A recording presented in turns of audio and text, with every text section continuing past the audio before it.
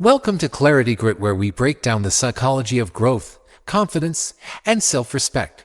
Let's be honest. Confidence isn't destroyed in one big moment. It fades quietly, slowly.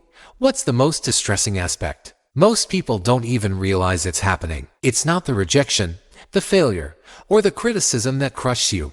It's the small, silent behaviors you repeat every day that drain your self-belief until you start doubting everything about yourself. So let's talk about them, the silent confidence killers hiding in your daily life. Once you recognize them, you can take action to stop them. The first silent killer is seeking validation instead of self-respect. Every time you check how many likes your post got or wait for someone to approve your decision, you give a piece of your confidence away. It doesn't seem like much at first, just a quick check, just one opinion. But over time, it trains your brain to believe your worth depends on other people's reactions.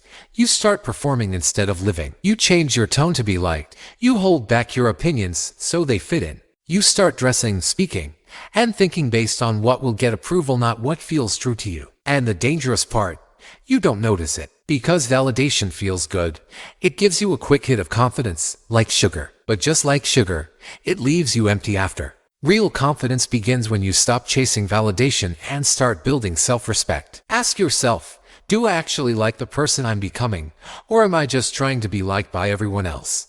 The second silent killer is comparing your journey to everyone else's.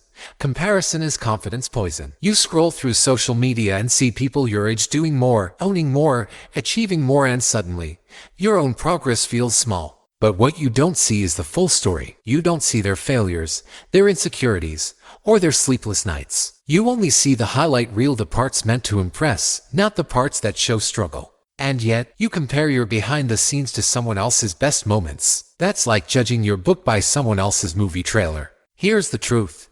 Your timing is different.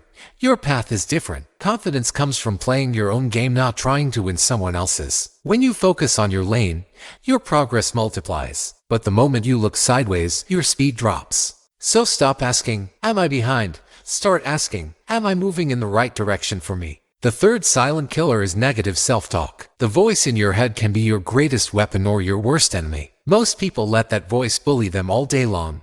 I'm not good enough. I'll probably fail. They're better than me. And because those thoughts repeat daily, they start to sound like facts. You begin to believe them. That belief then shapes your actions. You take fewer risks. You speak less. You try less. And your confidence keeps shrinking. Imagine if you spoke to your best friend the way you speak to yourself. They'd probably walk away. So why do you think it's okay to treat yourself that way? Start catching those thoughts. Don't argue with them. Don't believe them. Just notice them and replace them with something more useful. I'm still learning. I've overcome worse before. I can handle this. Confidence isn't about never doubting yourself. It's about not letting your doubts control you. The fourth silent killer is avoiding discomfort. Every time you choose comfort over challenge, you teach your brain that safety matters more than growth. You skip the gym because it's cold outside. You avoid tough conversations because they might feel awkward. You stay silent in meetings because you're scared of judgment. And each time you avoid discomfort, your comfort zone shrinks while your fear grows stronger. Soon, even small challenges start to feel huge. Confidence doesn't grow in comfort. It grows in friction. It grows when you do things that make your heart race a little. Every time you take action while feeling scared, your brain learns, I can handle this. That's how real confidence is built, not through motivation, but through repetition of courage. Let's bring it all together.